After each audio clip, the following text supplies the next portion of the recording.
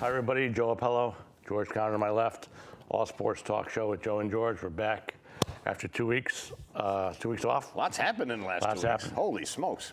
A lot of stuff going on. We're going to start off, even though it's old news, the World Series, which was wrapped up 2 weeks ago. Congratulations to the Nationals.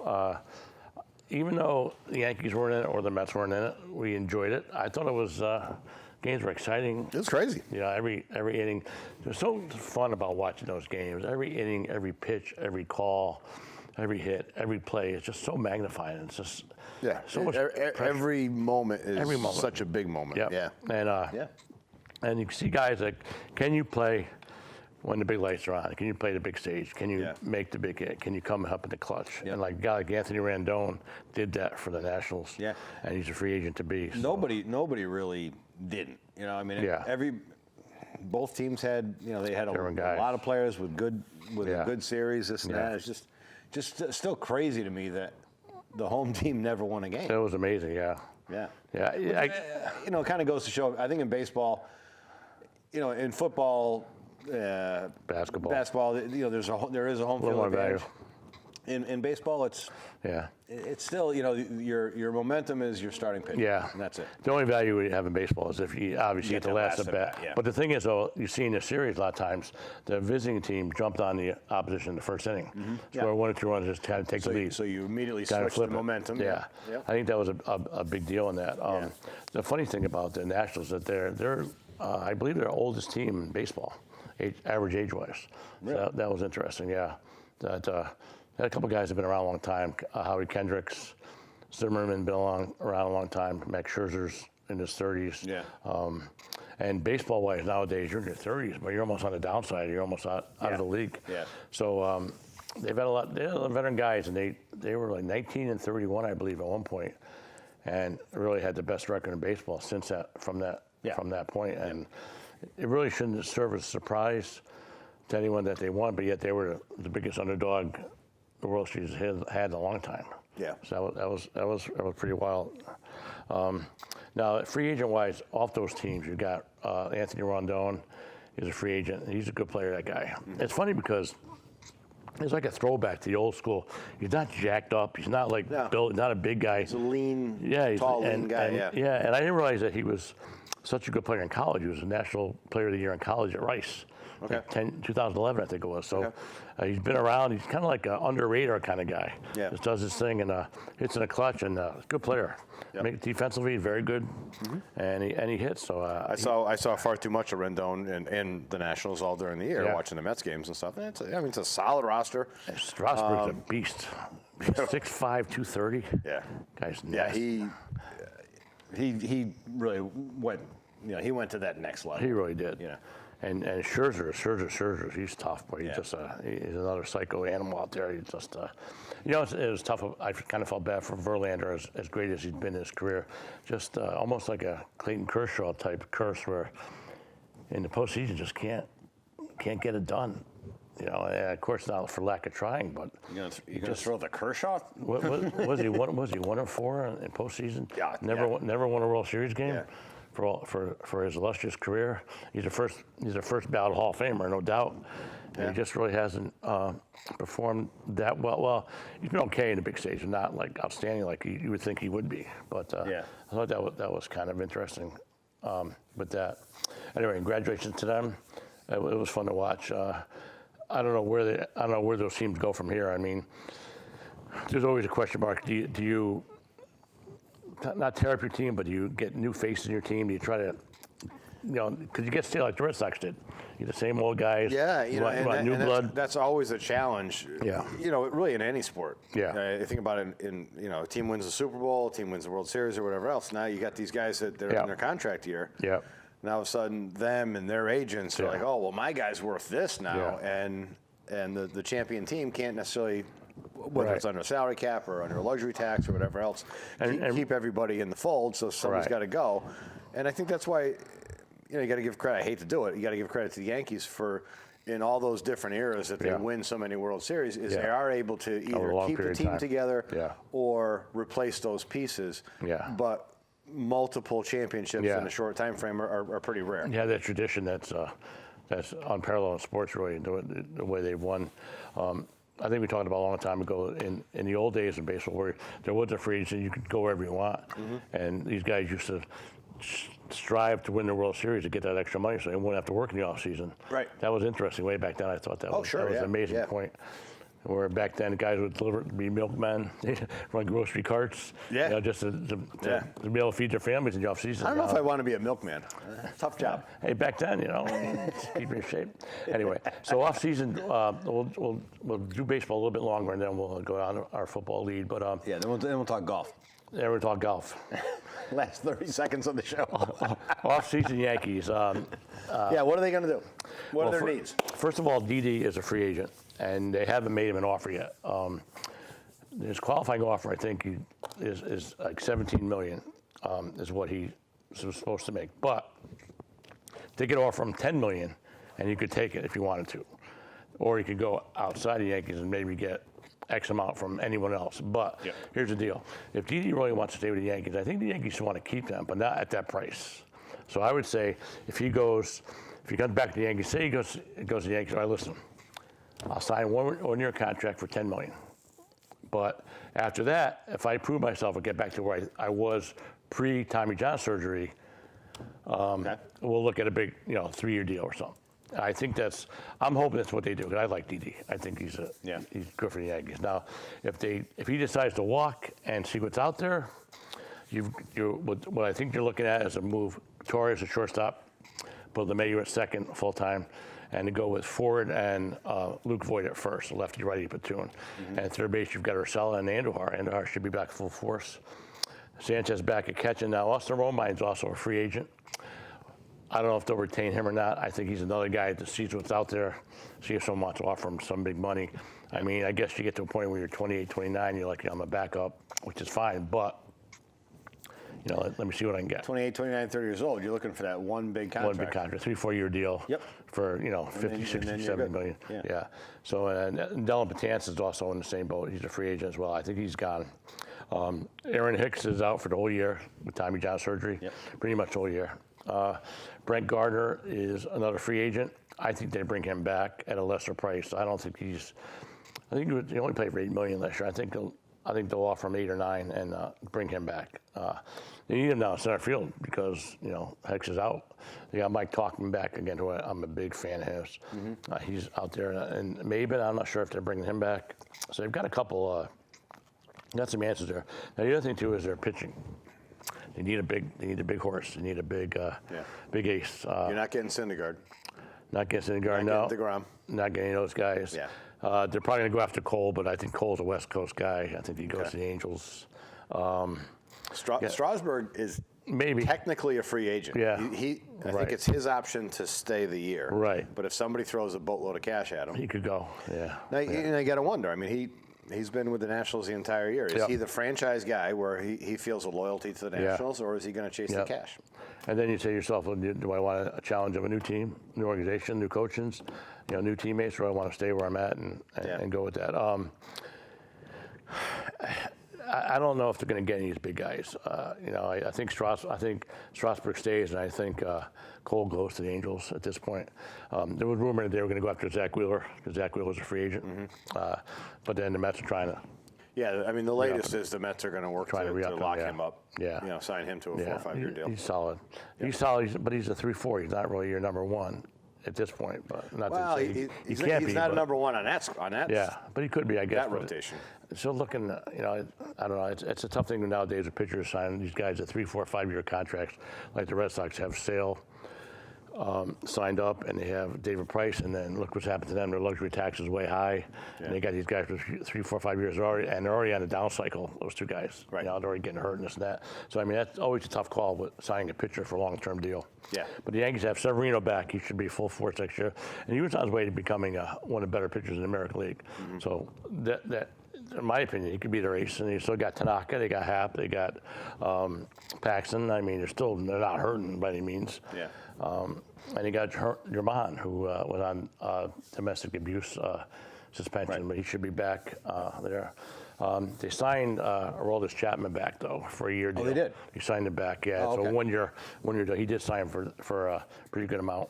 So he's back for 1 year. Right. But he had that option. Yeah. He could walk next year, but yeah, he's back. Yeah. CC's retired, so he's gone. That's another spot. But you know, we'll see what happens with them. They still got Stanton for another. God knows how many years, and then they got Bird and Ellsbury. Those guys are hanging around somewhere. I don't know. They're playing golf with Cespedes. Exactly. Oh, the C word. Oh. Speaking of that, let's talk to you about your Mets. What's going on with your Mets? Well, the Mets obviously their number one need is relief pitching. Okay. Still, a great starting five. Okay. With or without Wheeler. And like I say, the rumor is that they're going to keep Wheeler. Okay. So, what are their needs? Well, I mean, they still need a center fielder because the C word, Cespedes. Well, Legaris walked. He's gone. And the rumor is, there's a lot of rumors going on right around now. But one of the rumors is Mookie Betts to the Mets for who knows? Syndergaard maybe or somebody. Syndergaard, Diaz, Dominic Smith, Wheeler was mentioned in that. Steven Matz is mentioned in that. I'd give them all three of those guys. I would.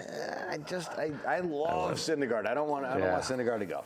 And part of that is just, I mean, he's my favorite player in the Mets. He's a team guy. You get Mookie Betts, oh my God. He's fantastic. But that's one of the rumors. The other rumor we already mentioned is that they are going to lock up Wheeler. Yeah. So Matz, Syndergaard, they have some repetition in their lineup. We've talked about this all fall that they got a bunch of guys playing out of position because McNeil can't play second base because they have Cano. Right. Hey, I'll deal Cano. I throw Diaz in there or whatever else. Yeah. I'd rather that happen than to see Syndergaard. I don't see anyone taking Cano with that salary and the age and stuff. But, yeah. But the only thing is, with the Mets, the other thing to do is I would trade Syndergaard if I was them, and I put Lugo in that spot and try to retain Wheeler. That's such a hit for Betts. Though you got to think what you're getting. Though you're getting Betts. Well, anyway, I mean, I don't know if that'll ever happen. But now, since we were last on the show, the worst news for the Mets, in my opinion, as a Mets fan, is they hired Mickey Callaway, an untested manager. Never managed before at any level. And they got him on cheap. Got him on cheap. 2 years later, they fire him. Yep. And what do?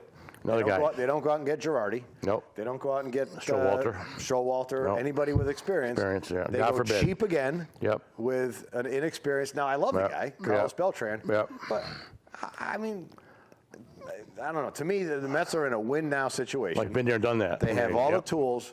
Yeah. If you bring in a cheap guy, 2 years later you fire him, and you replace him with a cheap guy. Same type of person. It's a cheap guy that more people know and more people like. But what are we doing? Yeah. The only thing I do like is another rumor.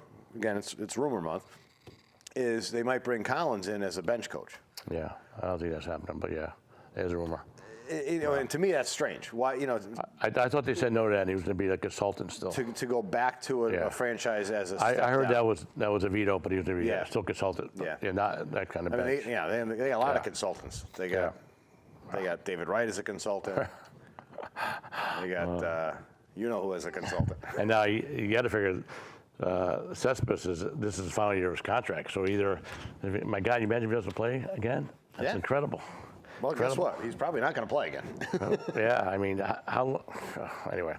But the thing that worries you about the Mets is defensively, if they want to make that next level. I mean, you've got Alonso at first, who's okay, but he's no Gold Glover over there. By the way, Pete Alonso just got awarded what? Rookie of the year. Nice. Yep. Unanimous, right? After winning the breaking that was a Aaron Judge's home run title. No-brainer there. Which is great. Deserved it, yeah. And you got Alonso at first and Cano at second on the downside of his career. And then you've got third base, you've got Lowry, McNeil, or J.D. Davis. Yeah. All three, I think, are average. Well, I don't know about Lowry, but the other two are average defensively. And then you got Rosario short. But you have to have McNeil's bat. So Frazier's gone, right? I wonder where he's going to go. One and done, Yeah, where he's going to go. Then you got Ramos as a catcher who's average defensively, too. Yep. You got no center fielder.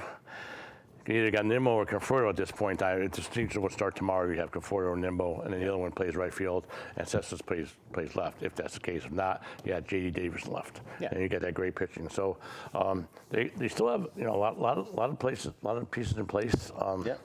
They should be fine, but And I think today the Cy Young Award winner is announced, which I think DeGrom has a pretty good shot at that too, back to back. That would be amazing. Yeah, DeGrom had a fantastic year. Yeah, amazing. Yeah, he's so good. He's so good. Yep. But then they were talking about making Lugo or Gazelman the starter. I would go with Lugo first as a starter if they needed one. They still got. Wasn't Lugo the best reliever in baseball? Sorry. 100 times. Was it 100 times? What do you say? 100 times? Yeah. And then they got Stroman back. I think Stroman's a good player. Stroman's solid. Yeah, solid. I like him. Yep. Yeah. So the rotation's good. Yep. Getting back to the manager thing, what I don't like is Girardi. I thought was, to me, a no-brainer. Yeah. Except that the Coupons/Wilpons own the team. Yeah. So the Coupons go to the chief thing, and insult to injury is he signs with the Phillies. Yeah. Which beat them. again, you're losing. You lost Harper, which his record isn't fantastic. He's a hell of a player. And then Gabe Kapler goes to the Giants. Yeah, yeah. But losing players and managers, people that you're interested in to teams in your own division is just never a good thing. Yeah, yeah, yeah. I'm a Girardi fan. I always liked him. I thought he'd be good with them. I think a lot of it has to do with Van Wagenen wants to be the man in there. He wants a little bit too much control. He wants to tell. Yeah. I think it's partly that, and it's partly that the Wilpons don't want to spend money. Yeah, maybe. Yeah. So we'll see what happens in the offseason with them. But again, they got the teams to play, pieces in place. But like you said, you get the Phillies and the Braves. The Braves won the division. I mean, Braves will be back, and they're young too. And Phillies are. The Nationals aren't going to stink. The Nationals are good. I mean, it's a tough. It's a good thing. Probably best division in baseball. It's a good thing we get to play the Marlins, 30 times a year. Yeah, that's true. That's 18 wins there. Well, at least 14 wins anyway. But I think. And I hate to say it, but I think Cespedes is the key. I mean, you put him in a 3 or 4 spot in that lineup, and if he plays the way he's capable of playing. Yeah, I mean, it would be great. But how do you count on that? It's not going to happen. How do you count on that? Yeah, you got to let it go. You got to let it go. You really do. It's not going to happen. Well, he's been out long enough. I think and the funny part about it, you don't hear anything. Not that we have a pipeline to the Mets, but you don't hear. He's doing good, bad, or indifferent. You don't hear anything. Like Ellsbury or Bird. What's going on? At least tell me what he shot yesterday when he played golf. Exactly. Or he's on a ranch riding his horses. Did he shoot 78? Did he shoot 82? I want to know. Did he have any 3 putts? Is he 400 pounds? Is he 220? What's he look like? So that's a pretty funny scenario there. So baseball, MVP too. They get out announced the MVP, which I would think Trout would be the MVP in the American League, National League. Who do you think the MVP would be in the National League? Could be Strasburg. I mean, you got Bellinger. No, I'm talking about the MVP. You got Strasburg. You got Bellinger. Not Strasburg. You got Bellinger. You got. Is a pitcher not eligible for MVP? No, I know they only pitch every 4 games. No, he's eligible, but very rare. I mean, he was that good though. Yeah, he was just not dominant. Regular season though, but But yeah, I mean, Oh, I always another good one. Rocco Baldelli won the Manager of the Year in the American League. Guy won 102 games regular season, and then totally stinks up the playoffs. So, but actually, him and Boone were tied. You know that for Manager of the Year as far as votes goes. Okay. Yep. But he got it because he had more second place votes than matching Boone cards. That's a golf race. You wouldn't. Oh yeah, I didn't know that. Yeah. But he's a Manager of the Year, which I don't know about that one. I think Boone did an amazing job with all those injuries and what the Yankees went through. But I'm biased, so yeah. But anyway, okay. So baseball. Anything else on baseball? I can't wait for opening day. I think those guys are going to play the cat and mouse game to the end, see who does what and whatnot. Yeah, it'll be interesting. I mean, it's probably a little bit too early to get into this, but we talked about it last February, March. The way the free agent market has gone and the way agents are treating things and stuff like that, there's none of those early signings anymore. Everybody's hanging on to the last second, which begs the question, how prepared is the guy when he does get to training camp with 10 days before starting day? Kind of rolling the dice to see if they're going to make the money. And, and it's all that cat and mouse positioning, waiting for if you sign your player, you're the agent, you sign your player. Okay, well, now we go. Okay, so Joe signed his guy for this. Now I want to get that for that. And as a result, guys don't get to camp until it's almost over. Yeah. And then we'll see what happens. So. Yeah, I wonder what does happen to Frazier, though. Frazier's a good guy, too. But no, yeah. I mean, solid player. Where does he go? Nobody's going to sign him to a 4-year deal or anything. Nah. So that should be and he had a good second half of the season. A good second half. So I think. Yeah.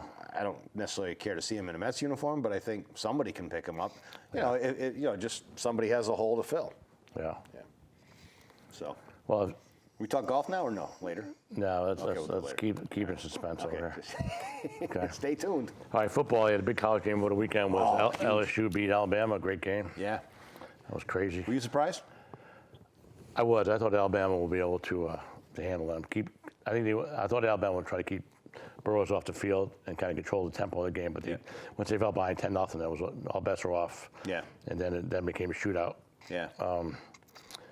Tua just you just see he actually was limping toward the end of the game. I mean, his mobility. He got banged up pretty hard. Yeah. He's still not 100%. There's no doubt.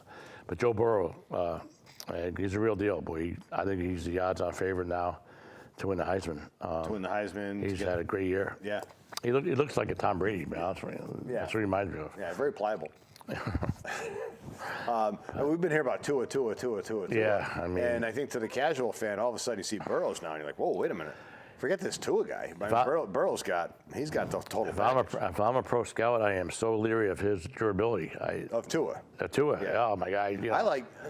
Granted, I mean he's gotten hit a lot, and but that's the style of the offense. But to that point, Burrows is more of the prototype NFL quarterback. Yeah, true. In the pocket, they're not looking for him to scramble a lot or whatever else. Makes good decisions. Smart kid knows when to throw it away, that sort of thing. So with Tua is just like 2 years in a row now. He's had a major injury, and he's not a big guy, and it's man, if you can't stay in the field and you're going to get pounded, you think these guys are going to hit you when you get to that pro level. But when they're 30 pounds heavier. We'll see, and faster, yeah.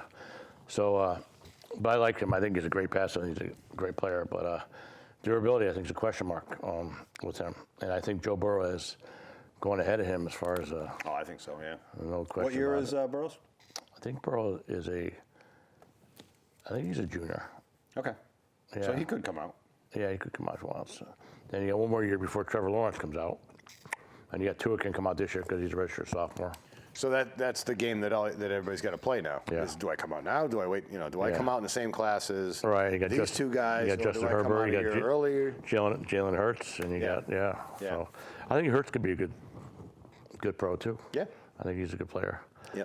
But it was a great game to watch. It wasn't as close as I thought or hoped it would be. Yeah. But no, there was nothing boring about it. Yeah. And we were talking before the show. I have two cousins, brother and sister. One went to LSU, one went to Alabama.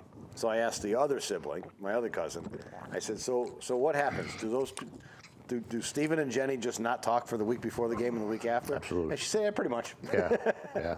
They'll get over it before Thanksgiving. They'll spend a nice Thanksgiving together. True, but in the meantime, just kind of cut communication. Yeah, it's fun. Because it's very different down there. Yeah. If you're an Alabama fan, you are all-out Alabama fan. Yeah. Up here, it's a little bit different. We don't have big-time college football in the region. Yeah. With the exception of UConn, which is big. So. Yeah, I think having someone different like LSU in the hunt makes it exciting. I think it does. It really does. I think too many years of Alabama and Clemson being the teams. It's funny because Clemson's been under the radar. Yeah.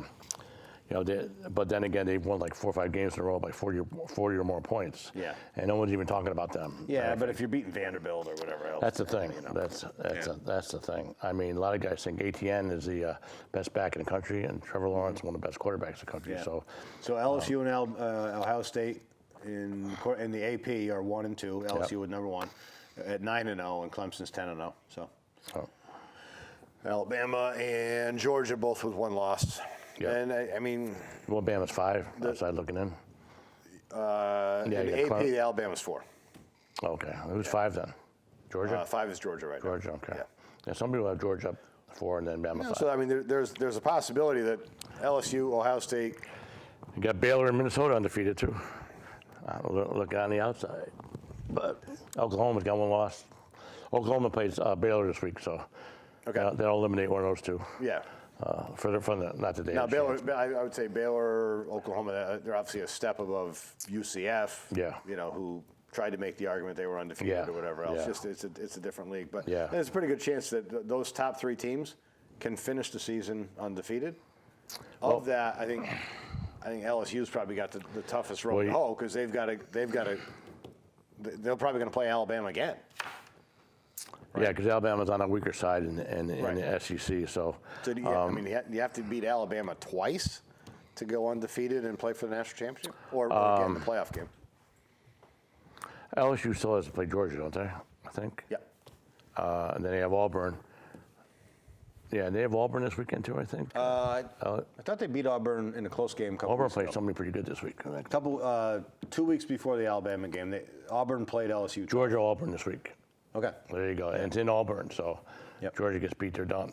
Yep. As far as that goes. Because Auburn, they have one loss, right? Auburn. Yeah, they have one loss. But yeah, I mean, it's still obviously way up in the air. Alabama might be able to sneak in there as a 4th spot. They'd have to win out. What's that? Auburn's got 2 losses. 2 losses. Who else did they lose to? Please pause. They lost to. Can't remember who they got beat by. They got beat by LSU and. Oh, that's right. LSU, tough game. And.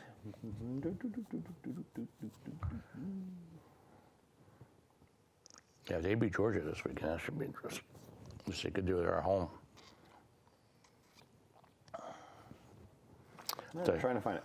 Ohio State's the other team. No one wants to play. Florida. Florida. Oh, that's right, Florida. Yeah. And then you got Hence you're wearing the Florida jersey. That's it. Yeah, in tribute. Now, so Baylor goes undefeated. Yep. You got to get them in there in the top 4. Do you have to? That's for the committee to decide because you got these other teams that are SEC teams that are who one else is loss. undefeated and things like that. That's one losses. I mean, Ohio State still got to play Michigan and Michigan State. Yeah. Yeah, they should beat those two, but you never know. And then you got that's one of those like Ohio State Michigan, such a big rivalry. It's almost to the point now that it's not even a rivalry anymore. Where I mean, Ohio State is just that. Well, I think the easiest road is Clemson. Clemson really doesn't have anybody. Yeah. Yeah, and whoever they play in the ACC championship, who they're going to play? Boston College or something. Yeah. So I mean, I think Ohio State and Clemson are almost locks, and LSU's got to finish out, and they'll be a lock. And then your 4th spot, you got Georgia, Bama, Oklahoma, Baylor. All those teams can have a chance. It's crazy though. There's only a few more weeks. Yeah, they only have a chance. Right, yeah. that first weekend of December, everything's wrapped up. Yeah. So it's fun to watch. College football is the best. Yeah. But yeah, a lot of fun. Minnesota goes to Iowa this week. So we'll see if they stay undefeated. I think Iowa beats them at home. Okay. I mean, you're Minnesota. You beat Penn State. You're walking around campus. You're like the greatest thing since sliced bread. Everyone's tapping on the back. You're this or that. How do you get up for the next game? Even though it's a rivalry game, but it's on the road. I mean, that's tough. Yeah. And any level. That looked like that could be another good game too. The Minnesota Penn State game, and I happened to see the beginning part of it, and nobody was playing defense. I mean, there was 60-yard plays, 70-yard plays, 40-yard plays, all over the place. Went off, gave a couple golf lessons, came back. It turned out to be a lot closer than it looked like it was going to be in the beginning. One of the guys I know said he watched the game. He said that Penn State definitely should have won, and Minnesota got lucky. Whatever that means, I didn't watch it at all. I was working, but I don't know what happened with as far as the context of the game. I know Minnesota's got a huge offensive line. They really haven't played anybody up till Penn State, but they beat Penn State, so that's a tough one. Now, Oklahoma almost got beat by Iowa State this past weekend. Iowa State, Oklahoma was up by 14 in the 4th quarter, and Iowa State came back.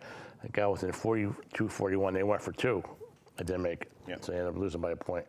But Oklahoma doesn't play defense. It's the same old story with them. Offensively, they're great, but defensively, they can't stop anybody when they need to stop anybody, and that's always been a bugaboo for Oklahoma. Yeah. Why can't you get athletes on defense? Put some of your offensive guys on defense. Back when Barry Switzer was there, it was different. We're going way back. Yeah, some of the boys, But so Oklahoma's kind of an enigma. I don't know if they went out. We'll see what happens there. But you're right, though. It'll come down to a vote. It'll come down to, I think the 1, 2, and 3 are pretty much not a given, but you can bet on Ohio State, LSU, and Clemson, those three. Like I said, Four or it'd be interesting to me to see what happens if LSU then loses to Alabama the second time in the conference championship. Right, which could happen. They both could go. Almost a guarantee that it's going to happen. And they both could go and have Ohio State and Clemson. I'm not saying it's a guarantee that Alabama wins that game, but it's almost a guarantee that game happens. Yep. You know, Say Alabama in Atlanta. Alabama beats LSU. Right, they both have one loss. Yeah. And they split, and they both go to the Final Four with Ohio State and Clemson. And there you go. They could actually play a third game. They could, right? There, yeah. Yeah. Yeah, but you would think the committee would go. I don't know. But, Ohio State won, is the Clemson committee too. going to say, okay, well, because we don't want to play, we don't want them to play in the semis, we're going to rank them this way. They're going to have to rank them. Well, either way, based on they would play a points. third time in the finals or the semis. Semis sooner or later. finals, yeah. Yeah. So that I don't know how that would go, but I would think they would kind of. Yeah, you can imagine if they played the fourth time for the third for the NCAA championship. Yeah, that would be crazy. Yeah. That would be crazy. And, I mean, I don't think the committee has. Do they have leeway to say, okay, we're going to put you at the 3 instead of the 2? They do. It's not a point system. No, they rank them 1 through 4. So that's what their job is. Yeah. So that would be that'd Be interesting. fun to follow. I would think. Well, I mean, I don't You know what? I'm not sure what the ranking. Plus, a lot of times TV these ratings things would be. take care of themselves anyway. You know what I mean? yeah. You just kind of write it out, and all of a sudden you got answers. So I think in the past 3-4 years, they've always gotten it right. They always had the top 4 teams. Except they didn't have UCF in there. I'm still upset about that. Yeah, UCF got beat a week or two ago outright by somebody. But anyway. UConn? Yeah, UConn. Oh my God. That's a sad thing. They shouldn't even have a football team that school. Anyway, all right. Pro football. Now, Ravens beat the Pats 2 weeks ago. Big win. That was a solid game. Lamar Jackson was phenomenal. Unbelievable. It was amazing. The first quarter and a half. I mean, I don't know that I've Can you imagine him playing in high school? That guy. I don't know that I've seen the Patriots that beaten. Yeah. You know, unless you go back to when Mark Sanchez beat him in the you know. We'll talk about that later. Well, I think it's with. Yeah, unbelievable. The Pats really hadn't that been they had tested though. They really hadn't played anybody. They didn't play not anybody good, but I mean they had played top teams. But they win every You game. can say that like they haven't played anybody good. I mean, you know, we talked about it in the last show. I mean, they're 6-0 at the start of every season. Yeah. They played the Dolphins twice, Jets twice, Bills twice. Yeah. But that was a little shocking to me. I was surprised. Yeah. They just controlled that whole game. Yep. Yeah, the Ravens are legit. Some people think the Ravens are the best team in football. Brady got a couple Tom Brady calls. Yeah. You know, it's always he does. Even in a loss, you know, a couple of calls that Ben Roethlisberger would never get. Cam Newton never got. Like any elite quarterback, man, you hit him a couple times, boy, he does not like to get any pressure at all. No. Boy, he's used to sitting back there and just picking them apart. Now, the Ravens, they look pretty good. They look pretty good. I think they're going to give Pats a hard time. Going forward, we'll see what happens there. But the Niners got beat Monday night by the Seahawks. Yeah, first time. That was a great game. Yeah. I think Jimmy G really showed. He's got a ways to go before everyone anoints him as the next whatever. He had happy feet in that game. He was panicking. He made a couple mistakes. What I noticed too is like before the game or watching the pregame, he's out there signing autographs and laughing and fooling around. Like you would never see Brady do that. Never. Right. Never do that. You focus on the game. I'm not saying it's right or wrong. I'm saying somebody just can't do it. I think everybody's a little different. So if that helps Garoppolo kind of get in the mindset. Yeah, he hasn't earned that right to do that. I don't think. But does he need to earn the right to prepare for a game the way it best suits him? Yeah. If he was doing that Monday night.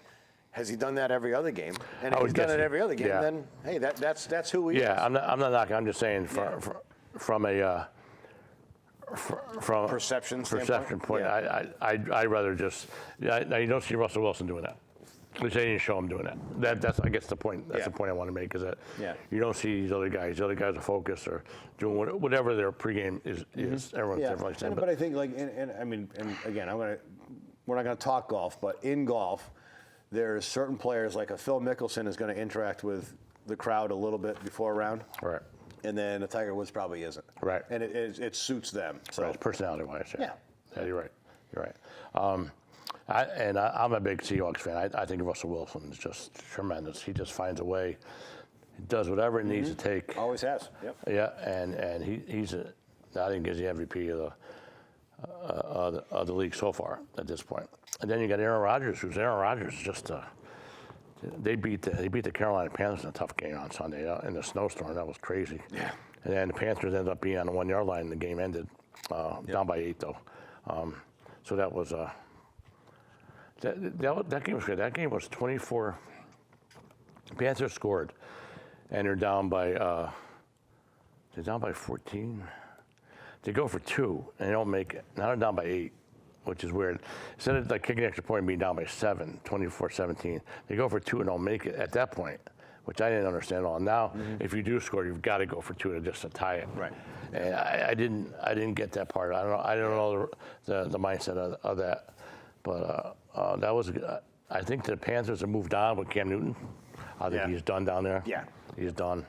Kyle Allen's a good player, and I think they're better with him than Newton. Newton's ship has sailed. He's not.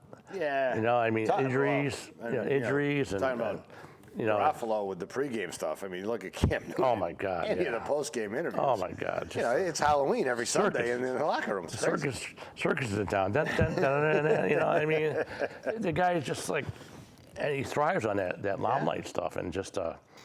But I think his injuries really piled up on him, take his toll, and he's just a big old strong athlete playing quarterback. Speaking of now talking about quarterbacks, if a team needs a quarterback, you know who's going to have a tryout.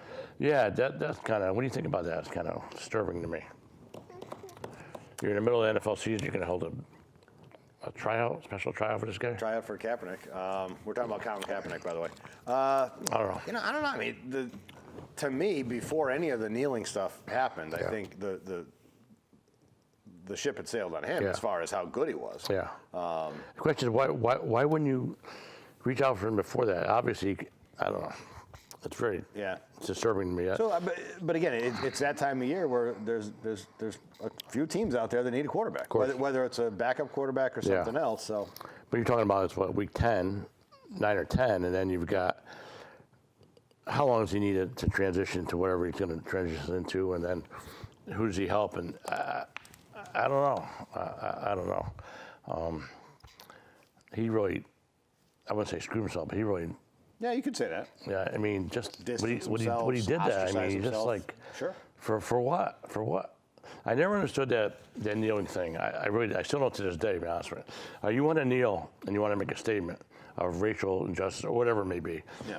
All right, why don't you go during the day and work with inner city kids or work with police or do something constructive? It's kneeling down and the national anthem, to me, is just disrespectful.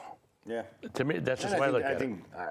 They don't look at it that way, obviously. But consensus is a lot of people thought the same thing. Yeah, I mean, it's a national anthem. It's not the time and place for that platform. I always thought that. I agree. I didn't understand. I agree. Yeah. And then you get Jones like, we don't need a circus in town. We don't. And I think that's what he did. Yeah. Why do I want to bring that distraction to my team? Yeah. And the other guys kneeling down, and you got Michael Bennett, these other guys, and these guys aren't doing nothing to help their profiling or whatever. What are they doing during the day? What are you doing on weekend? What are you doing in the off season? You doing any kind of community service? Yeah. What are you doing? To better the situation? Yeah. You're doing nothing but just grandstand. Grandstand, right? So that always disturbed me, and I think it's disrespectful to the vets, to the national anthem, to our country. I had a real problem with that. Yeah, and then you get in the whole argument, which I mean we're going down a rabbit hole here, but you get into the whole argument of what is he actually protesting and stuff like that, and I think that gets lost. Yeah. Frankly. Yeah. Exactly. There's a couple of things that happened this weekend I want to bring up that are very interesting. Did you realize that the Browns had 8 plays to score from the 1 yard line and didn't score? Did you see that? I didn't see tries. it. I saw that. And I just want to read the sequence here. It's kind of interesting, okay? First and goal, right? Pass interference on Odell Beckham. All right? Okay. First and goal, Chubb runs for -1 yard. Okay? Second and goal, Chubb runs for 1 yard. All right. Third and goal, pass interference on Beckham. First and goal, Chubb runs for 0 yards. Second and goal, incomplete pass to Beckham. Third and goal, Chubb runs for 0 yards. Fourth and goal, Chubb runs for -2 yards. Isn't that incredible? Yeah. Let's keep on trying the same thing over and over and over. And how about Odell Beckham? The guy's done nothing all year. No. Guy's done, I mean, how do you not utilize that guy into a weapon, whether you throw a slant or a screen or a deep ball. You throw a deep ball to the guy, you're going to get PIs like every other time, I would think. Right. He's uncoverable. How do you cover him? Just throw it too high. Throw it up. Let him go up for it. Yeah. Or make his famous, one-handed grab or whatever it happens to be. Yeah. I don't understand how you realize a guy like that. And he's the kind of guy. He's a catalyst. If he buys into what you're doing, and he's just such a weapon, but he hasn't really done anything all year. Yeah. Well, is that on Mayfield? Is it on Freddie Kitchens? Who's to blame? Who knows? But I mean, the point is that. He has just not been utilized at all. It's just a shame. He's one of the most exciting players in football. Right. And you see nothing. And how about the Seattle, Falcons going in and just kicking the you-know-what out of the Saints at home after a bye. Talk about it, the office pool wrecker right there. Yeah. Because I don't think anybody was taking the Falcons in that game. What's funny? One of the guys tells me that they had one of those survivor pools, and every single person in the survivor pool picked the Saints, and every single person lost, so they had to go to some kind of tiebreaker. Every once in a while, you'll hear about there'll be a game like that, but even earlier in the season, it'd be like week 4 or whatever else, and 80% of the survivor pool's gone. Yeah. So I got a question for you, and I'll go through the. We're gonna do a little prognostication here. I'll go through the remaining schedule. Yep. So Pats have lost 1 game, Ravens have lost 2. Right. It would be almost revolutionary for the Ravens to get home field advantage in the playoffs instead of the Pats. Right. So the Pats have Philly, Dallas, Houston, Kansas City, Cincinnati, Buffalo, Miami remaining. Wow, it's tough. Couple tough games. Couple tough games, yeah. Right. So you figure Buffalo, Miami, no chance. Houston. Tough one. Yeah. Yeah. No breaks. Can't see Dallas beat him, stuff like that. And then you've got, and I got to look something up here. The Ravens. So the Ravens again, they're a game back, so they've already got 2 losses. But they got a tiebreaker head-to-head, obviously. Right. All right. They have Cincinnati, Houston. Okay. The Los Angeles Rams. Okay. San Fran. Okay. And then a real tough one against the Jets. Okay. And then they finish up Cleveland, Pittsburgh. Wow. There's a possibility there, but kind of again, being a game back. Yeah. I almost think it's a guarantee again. Hey, look at that. I almost think it's a guarantee again that the you got to figure Super Bowl goes through Gillette Stadium. Well, the top 2 teams get the home field, right? But the last game would be the home field. So the AFC Championship up to game that point, again is will again be the New England Patriots Invitational. Yeah. More than likely. I mean, all I can say is there's a long, long way to go, and a million things could happen. So it's hard to even. It's a really underachieving, disappointing team to me is the Rams. What the heck is wrong with? I think Jared Goff. Well, they got banged up by the Steelers, right? Not this Sunday. The Sunday before. Coming off a bye, they lost this weekend.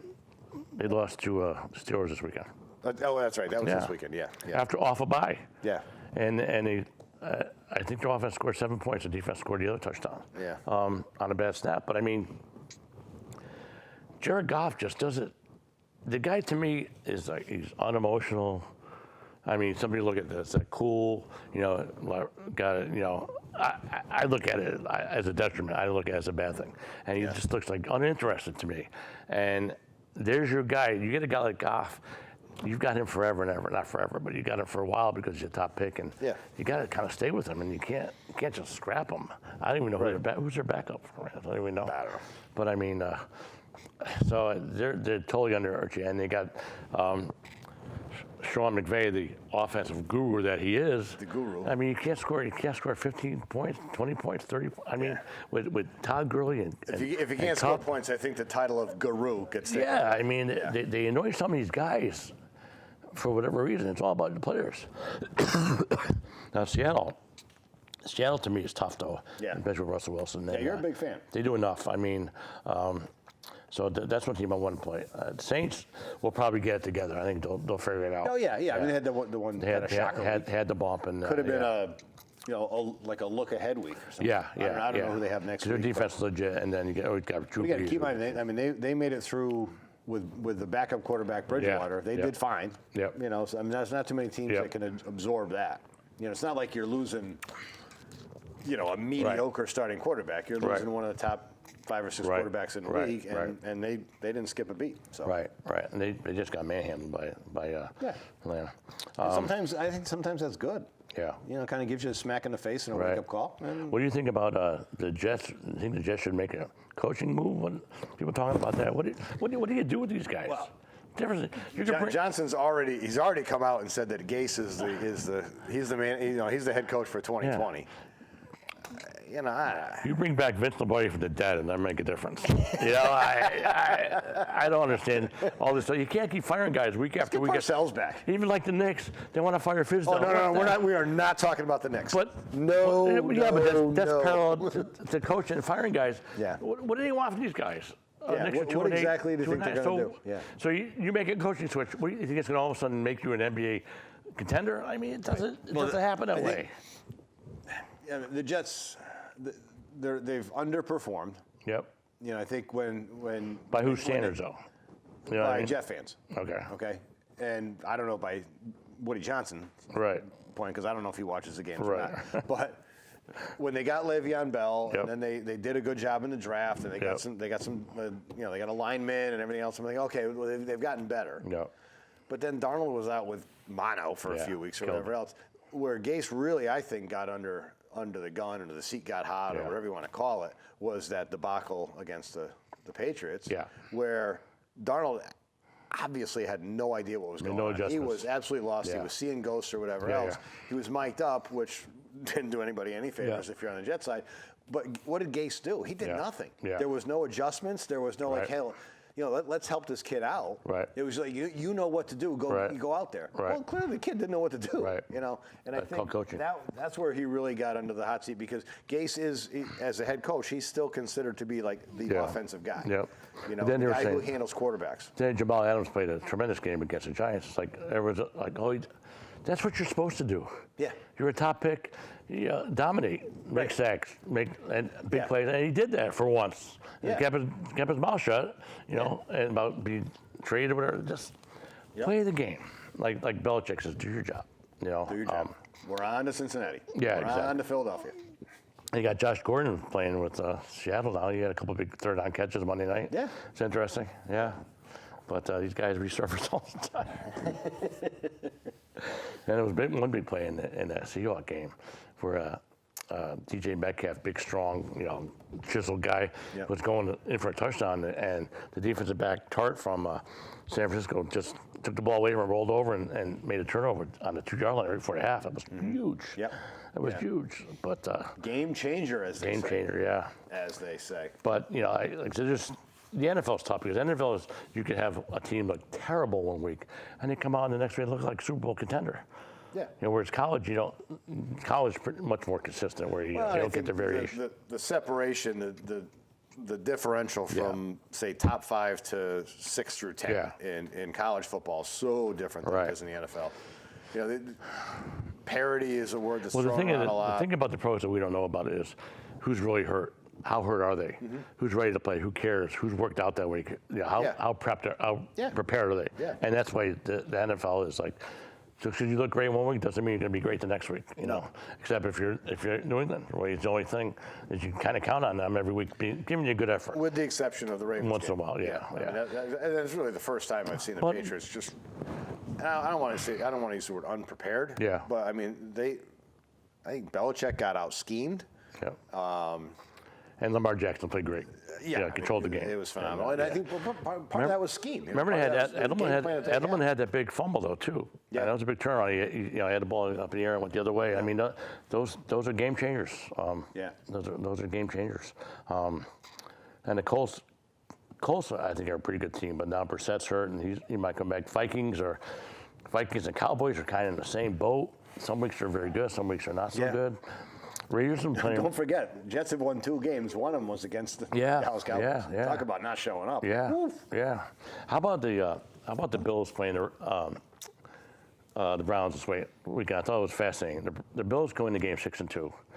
Browns are 2-6. Yeah. Yet the Bills were underdogs. How can the Browns, being 2-6, even though they're home, be a 3-point favorite. And of course, the game was 3 points. Like, tell me these guys don't know anything? that was just, there's no way. What's the rule? You never take a home dog getting less than 3? I don't know about that. If we're betting peanuts or something. Exactly, yeah. So that was fascinating to me. But so what are the big games coming up this week? You got well, Thursday night. what jumps out to me? Tomorrow night got Browns and Steelers. It's Jets Redskins. A big game. Big game. 2-7 versus 1. And now they said Haskins is going to start the rest of the year. They're going to ride with him, see what he can do, which is smart. Yeah. Why not? Let the kid figure it out. No, seriously, you got Pittsburgh, Cleveland, Thursday. Yeah, that's actually come true. The Steelers won 3 in a row. I mean, they're playing a lot better. And the Browns are the Browns. Jacksonville Colts could be a good game. Saints go to Buccaneer. I mean, to Tampa Bay. I mean, those division games are tough for those guys. And then you've got Houston goes to Baltimore. Ravens and Texans. That's another good one. Yep. And then New England goes to the Eagles. Yeah. That should be a great game. Great test. Yeah, great test. Yeah. Monday night game, Chiefs and Chargers. That's huge because the Dolphins are 5-4, Philly's 5-4. I mean, that's one of those two teams going to come out of that division. You think? Yeah, a lot of good games. Unless the Giants make a surge. Niners and Cardinals. Cardinals played them tough last time. Yeah. They only lost by 3. But the watching the Niners, first time I really watched them on Monday night, they're legit defensively. Oh, yeah. They're legit defensively. Yeah. Offensively, I think the whole key is Garoppolo. I mean, if he doesn't make mistakes and makes the big plays, they could be the best team in the NFC. But he hasn't done it yet, so we'll see what happens there. Okay, so too early to pick, who's going to have home field and stuff like that. Yeah, way too early. Yeah. I don't think the Jets will get it. You can put that. You write that down. The Chiefs are funny though. Their defense are still defensively. Still have issues. They can't stop anybody. Yeah. Chiefs. Yeah. They got all those weapons and Mahomes and all that. I don't know. They're kind of up and down too. Yeah. Did you see that guy for the Chiefs, McCole Hardeman? The guy, he might be the fastest guy in the NFL. Him and Tyreek Hill. Those guys are so fast. Yeah. My God, heaven. But yeah, so I don't know. As far as the NFL, I mean, I think it's gonna be the same old character. I think it's gonna be like I said, Ravens and Pats at the end. And I think it's gonna be the Niners and Niners and Saints on the other side. Okay. Yeah, that's what I would pick if I had to pick a Final 4. Too early. I'm not jumping out. Yeah, you just can't. I'm not jumping out there. And you got injuries and everything else, and who's playing well. How about college basketball? Kentucky got beat by a 25-point favorite. George Mason's undefeated. Just saying. Well, that's good to know. Yeah. Good to know. But Evansville goes into Kentucky and beats Kentucky. Yeah. 25-point favorite. Now, again, it's Kentucky, so what?